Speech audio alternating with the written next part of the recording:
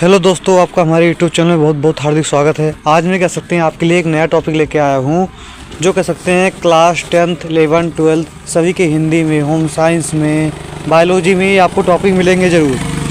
तो चलिए अपने इस टॉपिक को हम पढ़ते हैं, विस्तार से जानते हैं कि इस टॉपिक में हमको कहा क्या गया है, बताया क्या गया है। हमारा क्वेश्चन है जनसंख्या स्फोट क्या है, इसके कारण का वर्णन कीजिए। जनसंख्या स्फोट क्या है, इसके कारणों का वर्णन कीजिए। तो ठीक है, ध्यान से सुनिए आप सभी।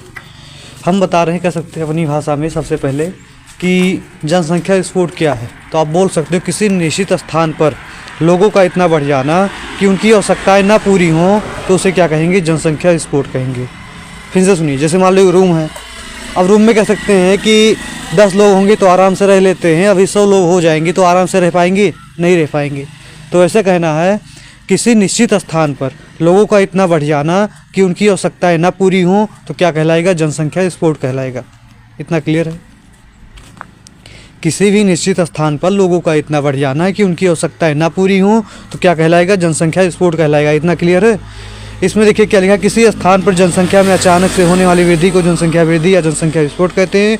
जनसंख्या स्फोट प्राय मृत्यु दर में कमी तथा जन्म दर के वृद्धि, ये सब लिखा हुआ, किताबी भाषा आप पढ़ सकते हो, इसको शॉर्टकट में लिखा हुआ है, या हमारी भाषा आपको समझ में आए तो कह सकते लिख सकते हो कि किसी निश्चित स्थान पर लोगों का इतना बढ़ जाना कि उनकी आवश्यकताएं ना पूरी हों, क्या कहलाएगा, जनसंख्या स्फोट कहलाएगा। इतना क्लियर है। अब हम पढ़ेंगे जनसंख्या स्फोट के कारण। तो लिखेंगे जनसंख्या स्फोट के कारण निम्नलिखित हैं।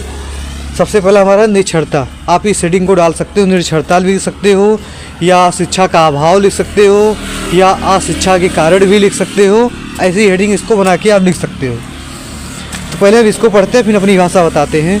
इसमें लिखा जनसंख्या वृद्धि का यह एक मुख्य कारण है क्योंकि हमारे देश में अधिकांश जनता निरक्षर है। यही कारण से अज्ञान से संतान उत्पत्ति करते रहते हैं। तो बात सही कह सकते हैं कि हमारे भारत देश में लोग अशिक्षित हैं, अज्ञान है, कह सकते हैं कम परिवार के फायदों के बारे में उनको जानकारी नहीं पता है, इसलिए क्या होती है, जनसंख्या बढ़ती रहती है। हमारी भाषा में आपको लिखना हो तो बोल सकते हो कि हमारे भारत देश में अधिक से अधिक लोग क्या हैं, अशिक्षित हैं, उनको कह सकते हैं कम परिवार के फायदों के बारे में जानकारी नहीं पता है, इसलिए वो संतान उत्पत्ति करते रहते हैं, इसलिए क्या होती है, जनसंख्या बढ़ जाती है।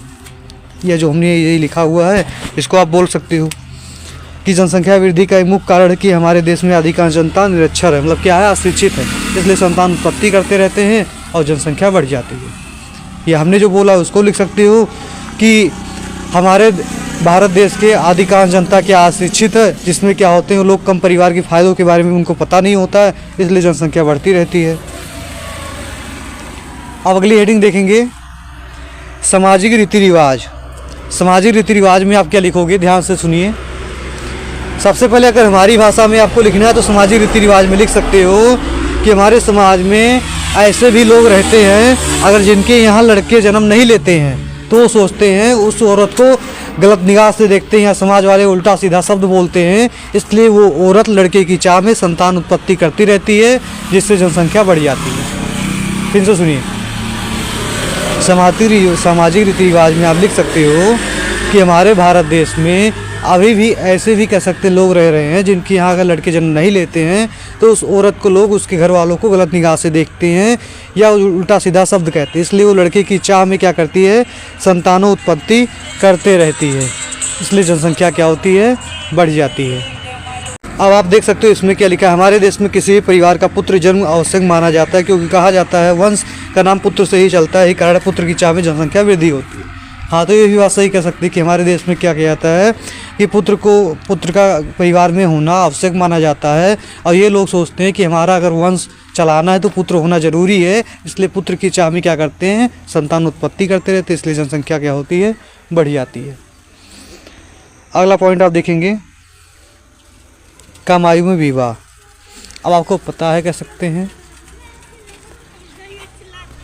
कम आयु में विवाह, तो आपको पता होना चाहिए कि अगर कह सकते हैं कम आयु में विवाह हो जाएगा तो कम से कम 1 या 2 सालों में बच्चे जन्म लेंगे ही लेंगे, तो जनसंख्या तो बढ़ेगी ही ना बढ़ेगी। तो वही लिखा है, ग्रामीण तथा अशिक्षित परिवारों में आज भी बाल विवाह की प्रथा प्रचलन है, जिसके कारण कम आयु में विवाह दंपति संतान उत्पन्न करने लगती है। सीधा सा मतलब कम आयु में विवाह हो जाएगा तो 1-2 साल में क्या होंगे, बच्चे जन्म लेंगे ही लेंगे। हम ऐसा कह सकते हैं हमारे भारत देश में भी अभी भी ऐसे बहुत राज्य हैं या राज्यों में कुछ ऐसे ग्रामीण इलाके हैं जहाँ कम आयु का विवाह का प्रचलन अभी भी है। तो इसलिए जब कम आयु में विवाह हो जाएगा तो 1-2 साल के अंदर बच्चे जन्म लेंगे ही लेंगे, इतना आपको क्लियर होना चाहिए। अगली पॉइंट है गरीबी। तो गरीबी में आप लिख सकते हो कि गरीब लोग ये सोचते हैं कि हमारे यहाँ अधिक बच्चे होंगे, अधिक मेहनत करेंगे, अधिक का पैसा कमाएंगे जिससे हम जल्दी अमीर हो जाएंगे, इसलिए क्या करते हैं वो संतान उत्पत्ति करते रहते हैं। लिखा ग्रामीण क्षेत्रों में रहने वाली अधिकांश जनता निर्धन है जो इस बात को यकीन करते हैं और यदि अधिक बच्चे होंगे तो काम करके अधिक पैसा कमाएंगे जिससे वो जल्दी अमीर हो जाएंगे।